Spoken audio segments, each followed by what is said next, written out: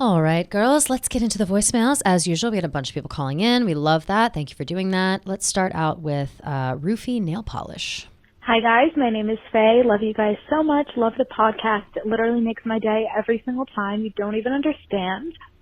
But I'm calling in for the art episode. I wanted to ask specifically about the Roofies topic. If you guys have heard of that nail polish that those college students made like years ago that you're supposedly you could supposedly like wear, and then if you're at a party or whatever, you put it in your drink, and if it's roofied, it changes colors.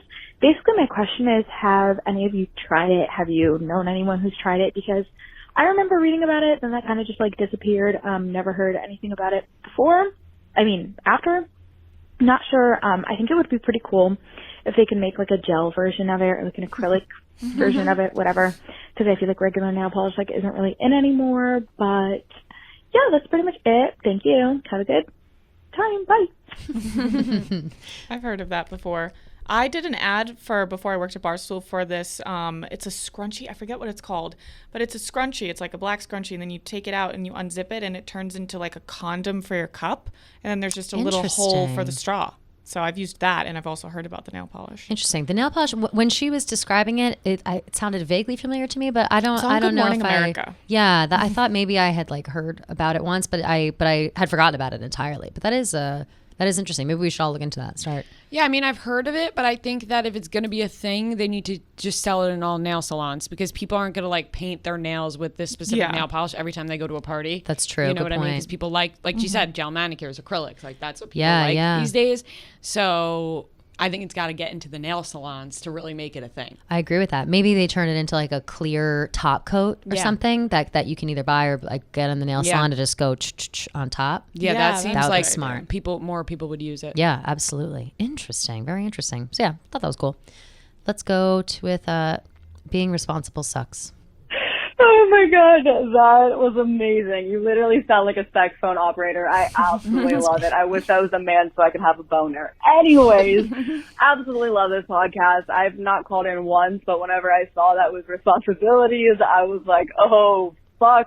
Because responsibilities are the most annoying thing in the entire world that nobody talks about, that when you are responsible, your life is 10 times better. But if you're naturally someone like me who's a lazy piece of shit, being responsible is nearly impossible. And I saw this quote, and I actually have it on my phone. Oh shit, just kidding, I deleted it. But it was something about like, it's not like depression or anything, it's just accountability and being responsible.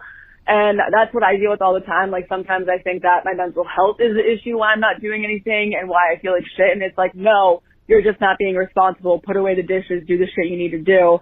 And I think that's one of the hardest things that no one really tells us about growing up, because I just got my own apartment to myself. It's like, woo, such a great milestone.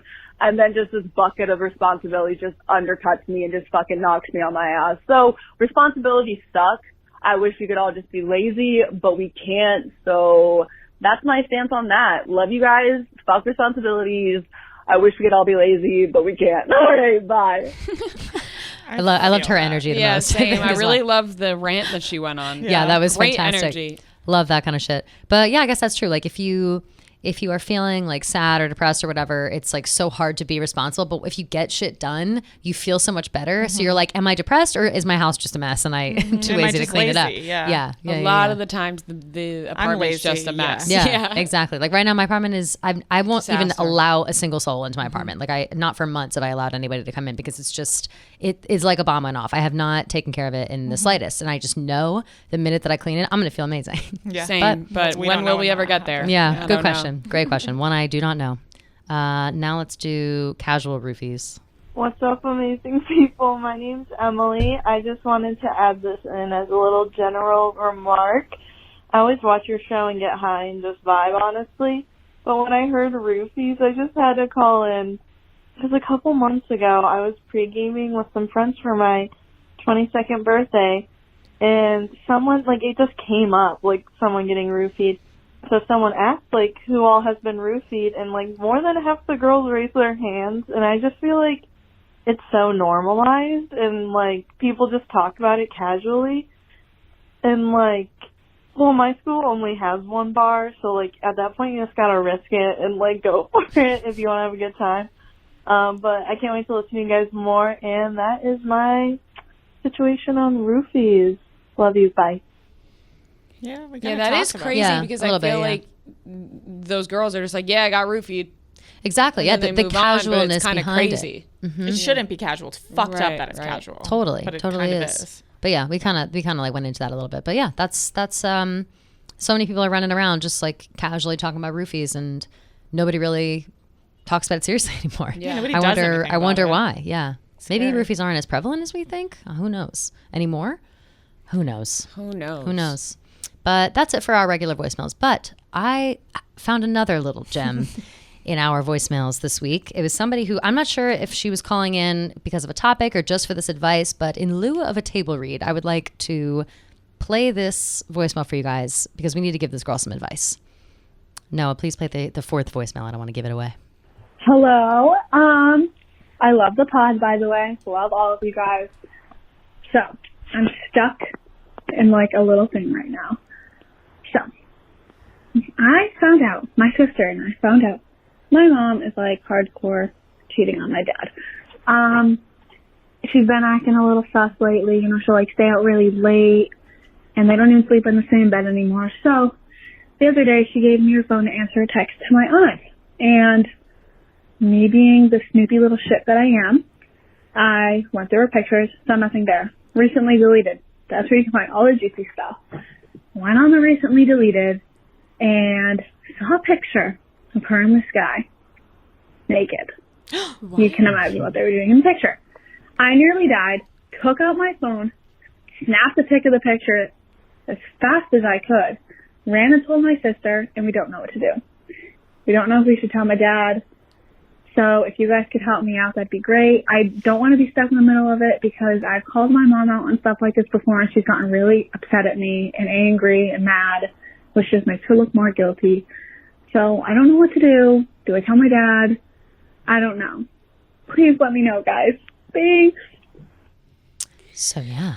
Wow. That's a movie scene. That's a lot to take in. I know. I feel like You make your mom tell the dad. yeah, you got to go to your mom and say, I'm going to tell dad if you don't tell him. Yeah. I saw, Give her an bitch. ultimatum. Yeah, say, I saw, if you don't tell him, I will. I took a picture. I have it. Or don't tell her that. 'Cause Yeah, don't she tell might her take that. her phone.